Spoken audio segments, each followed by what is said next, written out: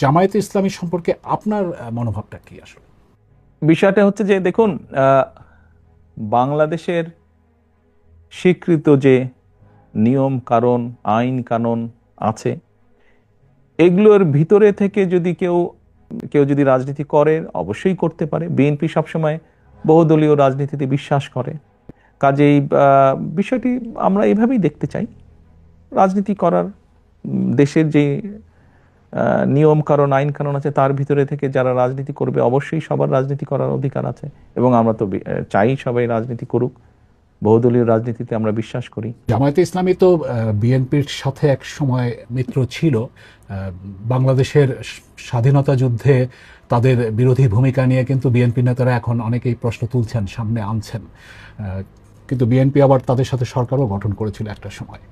2024 সালে স্বৈরাচার যেই হত্যাগুলো করেছে, দেশ স্বাধীনের পরে যখন তারা সরকার গঠন করেছিল, ক্ষমতায় ছিল, তখনও যে সকল লুটতারাজ তারা করেছে, খুন গুম তারা করেছে, বিগত 17 বছর খুন গুম তারা যা করেছে, এর জবাব যেরকম তাদেরকেই দিতে হবে তাদেরটা, ঠিক একইভাবে